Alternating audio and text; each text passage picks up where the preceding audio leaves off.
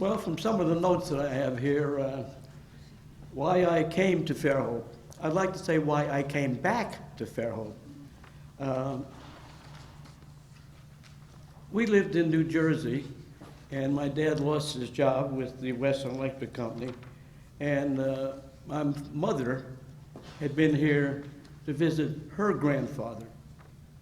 So when we came down, we lived with my great-grandfather, where Greer's grocery store is now. And the corner of Bancroft and Equality. Well, my dad bought a house with a, I would say unusual down here, with a basement. And no central heat. It didn't have a furnace in the basement, but we did have a basement.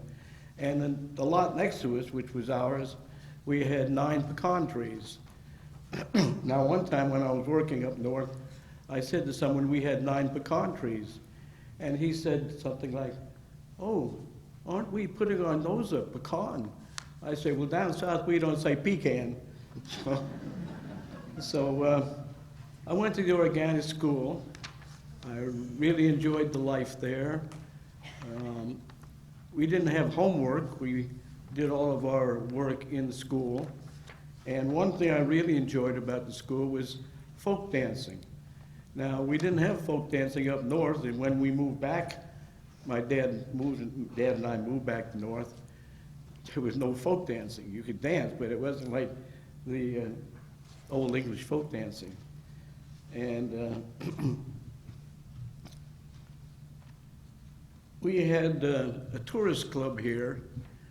I don't know whether they have one now, but they had a tourist club for people that would be down here for the winter, and they could play shuffleboard, play checkers, have a cup of coffee, and meet other people from out of town. And I got a little job working at the tourist club, just making sure that everything was clean and neat, sweep the floor and checkers and everything. There was a lady friend of my father and mother's who was elderly. Funny I say that, elderly. I'm elderly now. And she didn't have too much green, too much money.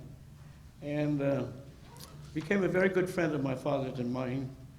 And the creamery would donate a pint of milk to her every day, but they didn't deliver it. And she was too elderly to come and get it. So I was designated the one to pick up the milk and take it to Mrs. Bancroft. Well, she and I became pretty good friends just through my parents. And there was one radio program years ago that she liked to listen to. It was about Daniel Boone going through the woods in Tennessee and that. And if I got to her house in time, we would listen to Daniel Boone on the radio. One thing I remembered about Fairhope when I moved back to New Jersey was playing in the gullies.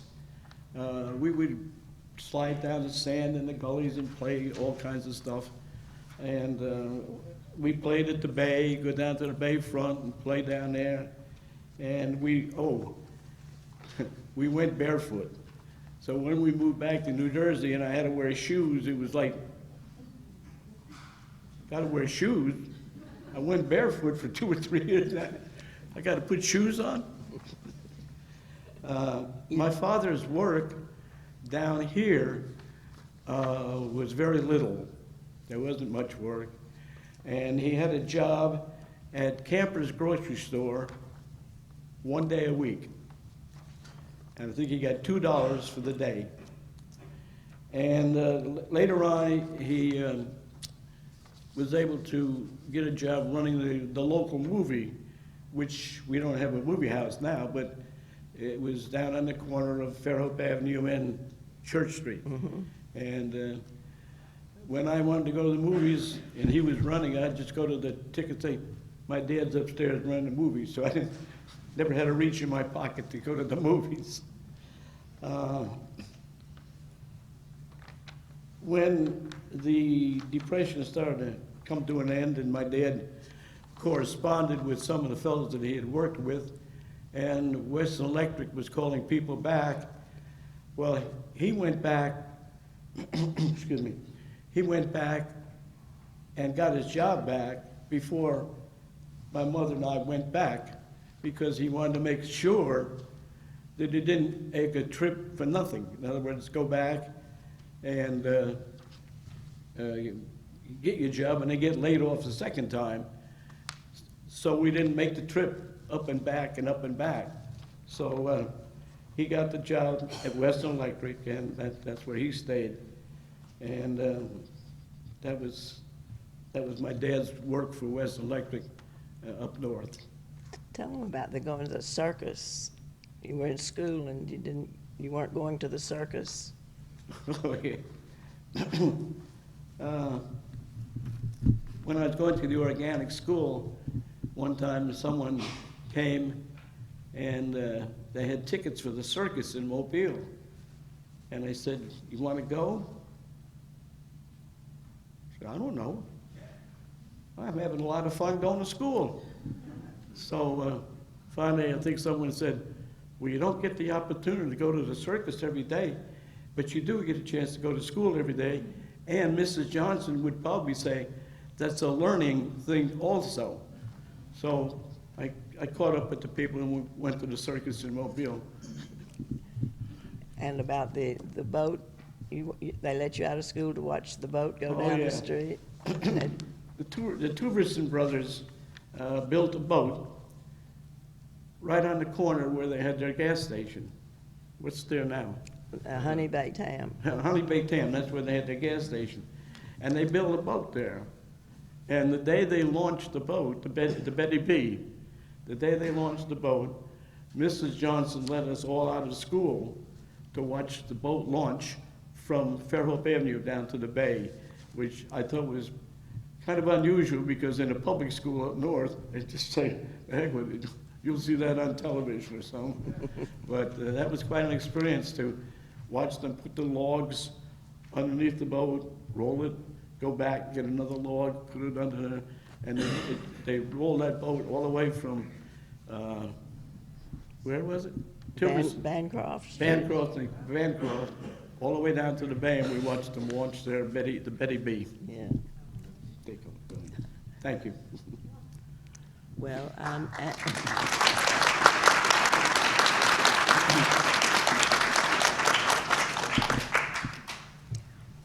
I am Anna Louise Coleman Wood Myers. I understand this isn't working. I'm as close to it as I can get. I don't know. I'll try to talk loud enough for everyone to hear me. There are two people sitting on the front row here, my sister Flo Snyder and friend Peggy Weatherly, who grew up at about the same time I did in Fairhope, and can probably tell you as many funny and interesting things as I can. So I wanted to acknowledge them as special friends. But my grandfather was Clement L. Coleman, and he was known, I understand, around Fairhope as Clem. I didn't know that till recently. But he was living in St. Paul, Minnesota, and he became a disciple of Henry George. Let's try that. Now we'll see if that works a little better. Oh, yes. He was a one, uh-oh, I lost it. Put it back on you. He was one, No, wrong way. backwards. Oops. Hold on. Okay. He joined a group of men who decided to make the ideas of single tax work, and he was always dedicated to that, though he really believed that it had to be county-wide rather than just city-wide to be a really successful work. He arrived 2 weeks after the founders came over on that boat together, because they had asked him to go by Arden, Delaware, to see how that city was set up as a single tax colony. And so he arrived in a wagon 2 weeks after the others. He was very active as president and treasurer at different times, and he ran the store that was sponsored by the Fairhope Industrial Association. He tried to get the streets to be 100 feet wide because he'd seen that, and add the sidewalks beyond that because he'd seen that in big cities up north. But they didn't think that was important, so they made it 100 feet from building to building. He did get the azaleas planted down Fells Avenue, though, and they're still beautiful today. He put up the money for the first water pump with the agreement that he would be repaid with wharf certificates. In about 1900, he homesteaded 40 acres.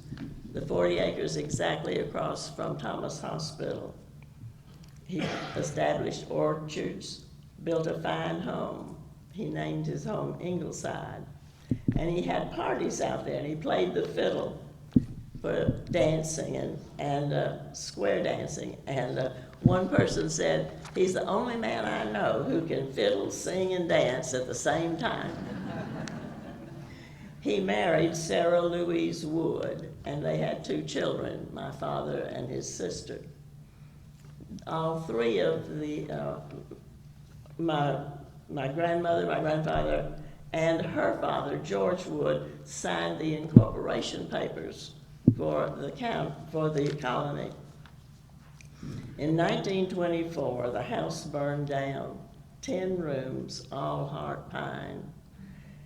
So I heard my grandmother didn't like living out in the country, so he bought a house just off of Section Street, at the very east end of Fells Avenue, and that's what I remember. I remember that house. It's gone now. I think my grandfather became disillusioned with the city experiment, and when the township of Fairhope was established, he served on the city council for several terms. During his last years, he wrote a book called Educated Fools, a series of short stories about people and events in Fairhope, with their names changed, of course. You'll have to read my sister's book when it gets finished and read more about those stories and those people. But my first years in Fairhope started when we moved here when I was about 3.5 years old. I remember Daddy taking me on his bicycle out to where Ingleside was. It had been sold by then and subdivided into what it is now. But there was a persimmon tree along Morphy. Might have even been on the right-of-way, but either that or we helped ourselves to persimmons from that tree and brought them home, and ooh, they were so good. I remember the La Corona, and when I was very small, they had dances there in the afternoon. And a little boy and I would dance behind the benches while the grown people were dancing out on the dance floor. So I've always loved to dance.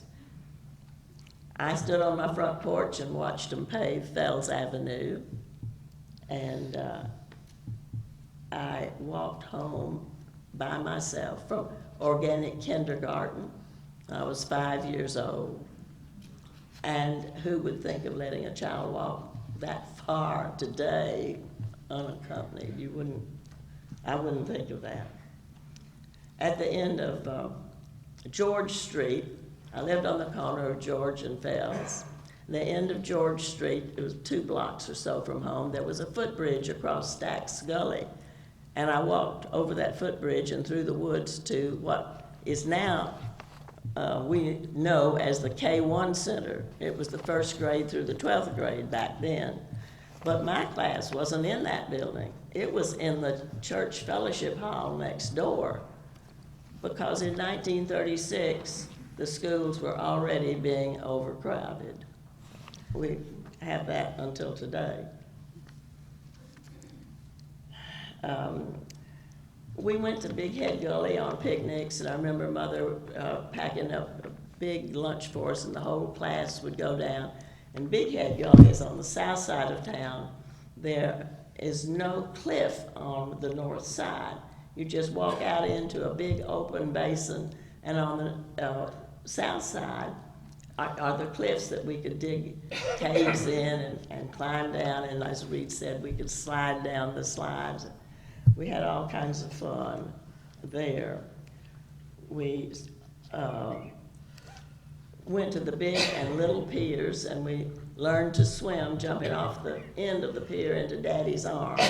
And then we'd swim dog paddle, I guess, from him to the steps and go up and go down and do it over again.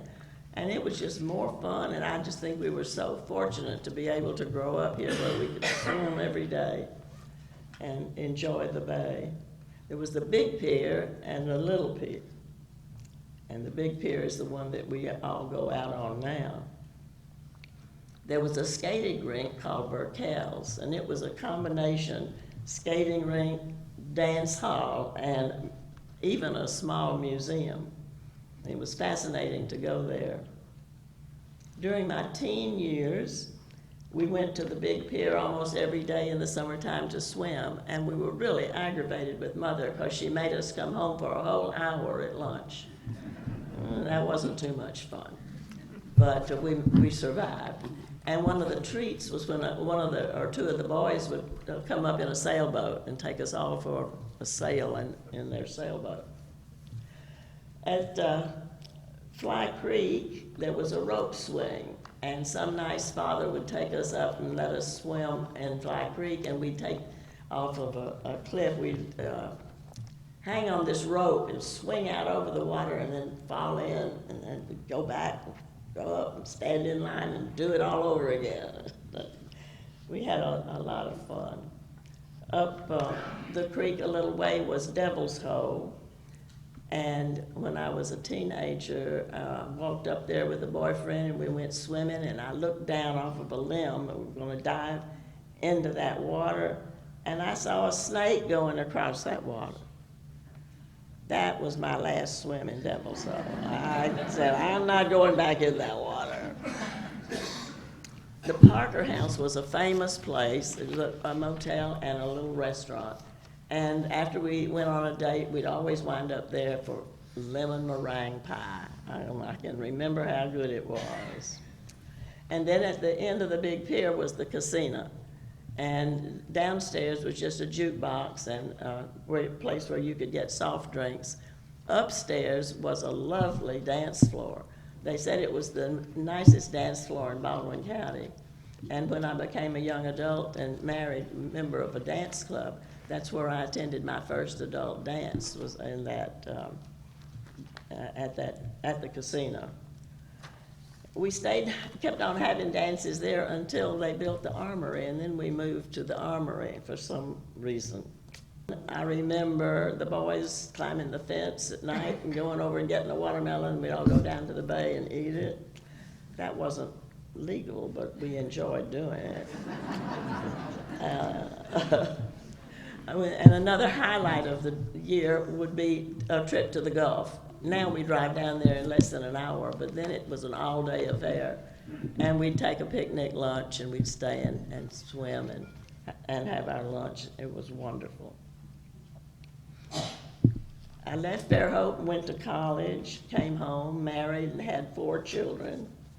And I still live here, and I still think it's the closest place to heaven on earth.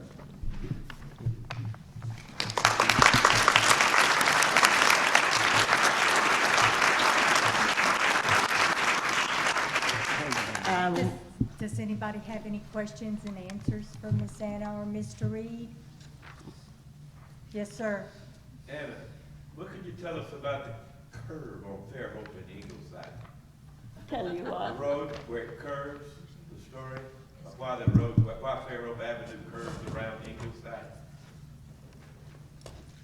I don't remember that. I don't know about a private road. I can tell you. Yes, please do. The curve is where Granddaddy Coleman's property started. Oh, And, yes. It was a homestead, and he had to sign the homestead papers and all that, so he had to do what, so they wouldn't let the city come through the property.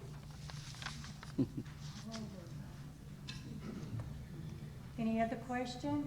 Yes, ma'am. Have either one of you ever seen a jubilee? Have you seen a jubilee? I have seen one. I usually stayed home with my children. And my husband got to go to the Jubilees, but one time I did. And it was just amazing. What's a I'm jubilee? having trouble. I'm moving around too much.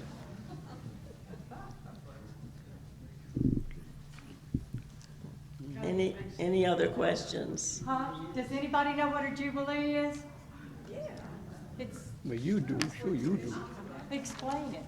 A jubilee is when we have, sea life just come up to shore, and I think what happens, or they think what happens, is that the water loses a certain amount of oxygen, and the fish swim up, and everything goes up to the shore. And you can go out there and you can stab your flounders and take them home and eat them, and we caught about 15 one day, and thought well, it took us all night, they're usually at night, and it took us all night to clean them, and we got to bed about 6 o'clock the next morning. But they're fun, they're great. And crabs. Crabs. Crab, all Crabs, kinds of shrimp. things wash up. Eels, minnows, everything comes up to shore. I do know that it only happens twice in the entire world. The other places in Japan. Correct. It happens in two places. It happens here in Mobile, Eastern Shore Bay, and in Japan. Yeah. Yes, ma'am? Where was the La Corona? Pardon? Ask her where the La Corona was located. La Corona? La Corona was right across the street Oh, yeah. from that, is it the American Legion? Yeah. Oh, the lock And- on. Yeah.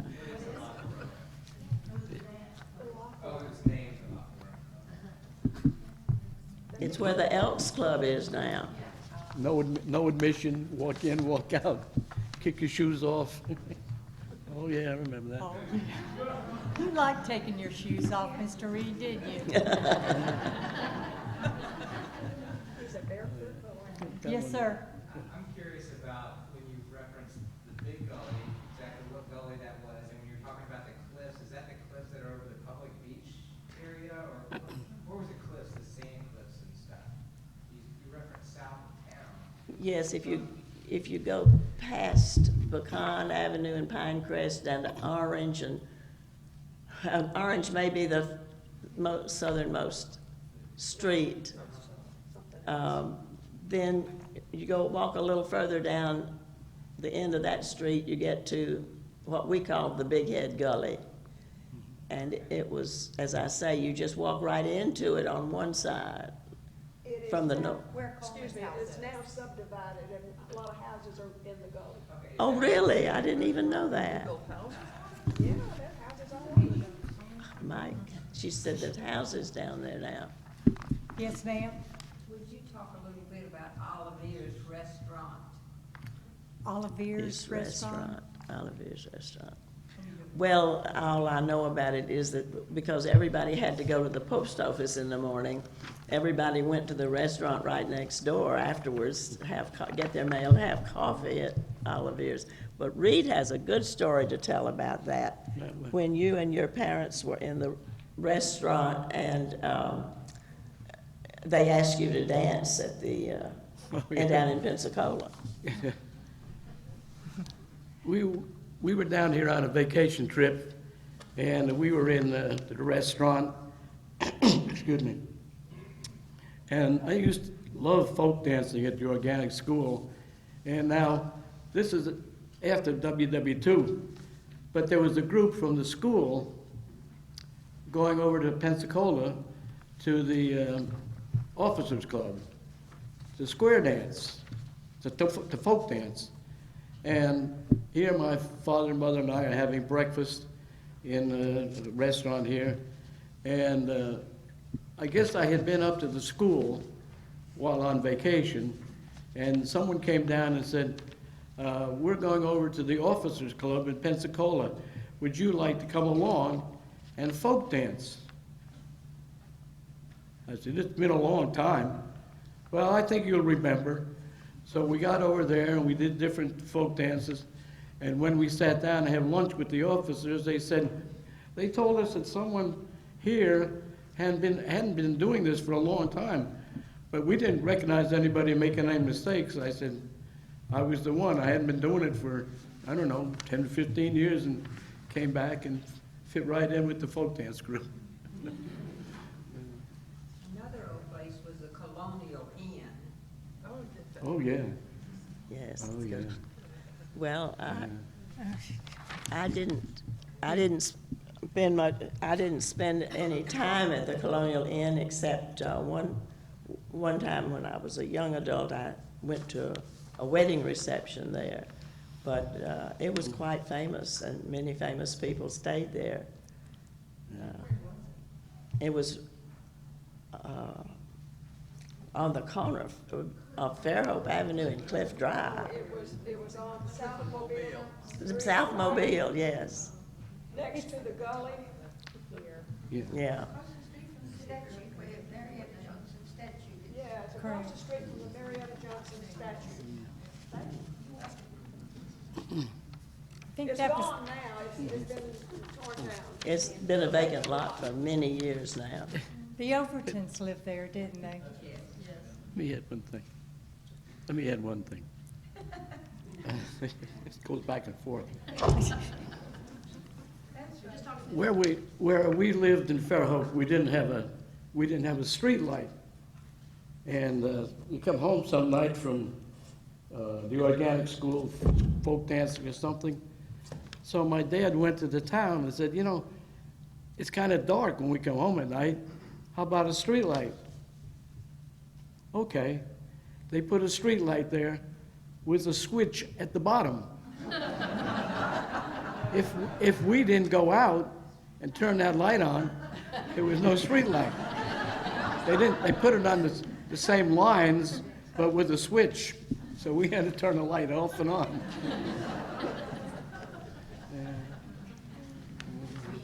We also had gas lights, and we had an old lamp lighter. Yes, we did. And I believe the lamp lighter was,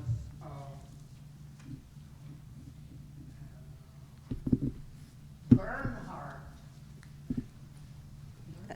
I don't remember that. That's interesting. Yes, sir. Do y'all remember the theater, that outdoor theater where South Park is now? I just remember going there as a kid, but I don't know how long we was there. Down at the beach, an outdoor theater. Oh, yes, I forgot. yeah. I forgot to tell about the outdoor theater. When we were teenage, they did have one down on the south end of the beach. And if you wanted to get mosquito bitten, that was the place to go. Yeah. But it was fun, and we did have some good movies there. Curtis Willard. Curtis Willard was Willard's TV on, that's the same man that did it, That's his brother. had the movie. his son. Oh, his son now. Any other questions? I have one. Yes, ma'am. Now, when you were in your 30s, who was the most famous person to visit Fairhope at that time? I'm In sorry. your 30s, who was the most famous person to visit Fairhope at that time, when you were in your 30s? I have no idea. Oh, there I was was always, so busy raising 4 children, I wasn't up on things like that. there was always movie stars staying down at the Yeah. Grand Hotel Oh, yeah. at one time or another. I remember Charlton Heston at the movie house. Charlton Heston at the movie Yeah. house? Wow. Yeah. Anybody else? Dale Evans and Roy Rogers were there. Darn, I missed that. Does anyone remember the first hospital in Fairhope? Jordan Clinic. No. Fort Cliff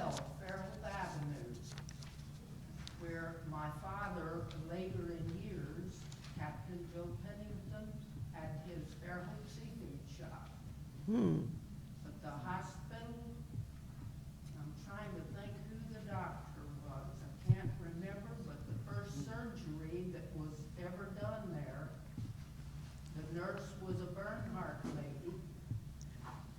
And the operation was, hemorrhoid operation. Oh, yay.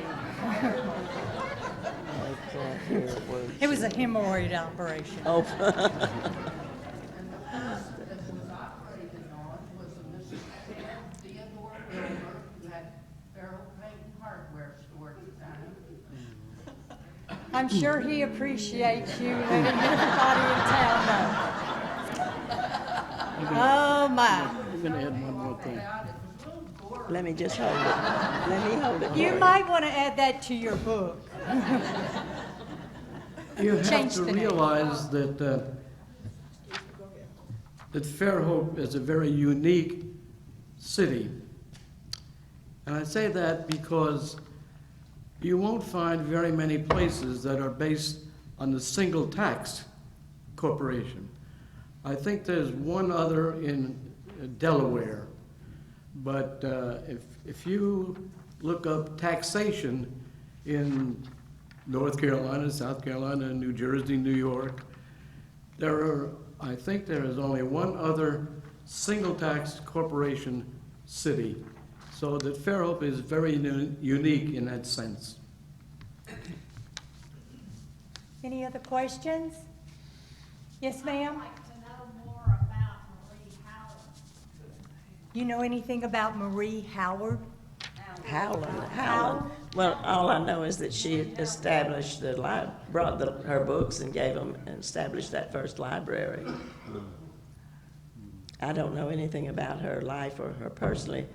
Does anybody? Is the library on? Well, we do know a lot about her, actually. There's a book called Women of Fairhope. It's very good, and it has all of the outstanding women that were in Fairhope. It's in the public library.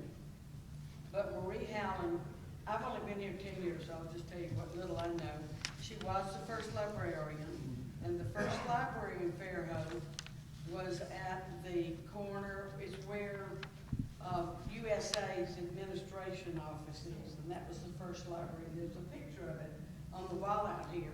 But more importantly about Marie Howland was her husband was a very well-known, he was a Harvard graduate, Harvard graduate, and he was a serious book collector. And he had a fabulous book collection, much of which is still in the library.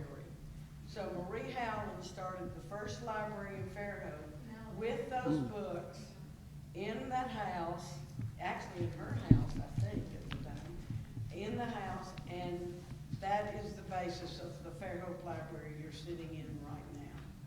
And she had a lot to do. Can you add to that? I was gonna say, the first library in Alabama, not just Fairhope, but all of Alabama. First library. Oh, thank you. First library in all of Alabama. Thank you. I didn't know that, but Marie Howland was a very interesting person that came after her husband died, and she was very much single taxer mindset, and she was looking for a colony that would meet her intellectual needs, and that's the reason she was attracted to the Gaston colony and the single tax colony. So she is someone to read about. I'm so glad you mentioned that, because it reminded me that I spent most of my preteen days in that library in the children's department. I think I read every book in it. Now, I was gonna say, today I was talking to actually my husband's uncle, and we were talking about, as a child, I can remember I had a friend that lived around the corner, and so we would roller skate in that area. And then we always loved to go to the library, because the library was always real kind of dark, it seemed to me. This column was sitting right here in the front. And we'd go in the back, there's a big room in the back, and it was still, it's really kind of dark, it was the museum. And the museum had all kind of creepy stuff. Stuffed animals,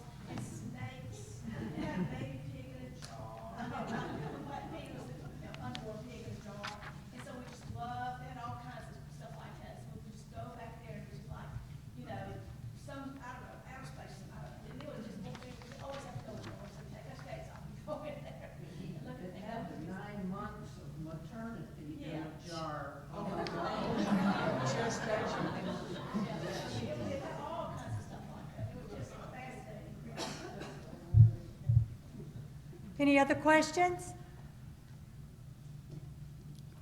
Well, I guess we can wrap this up early. Just don't forget. Oh, I'm sorry. I don't have a question, I just have a comment. Yes, ma'am? Miss Anna and Mr. Reed always enjoyed dancing, and to this day, they are members of the Rebels Club. It's the oldest dance club on the Eastern Shore in their 66th year, and they are still cutting the rope.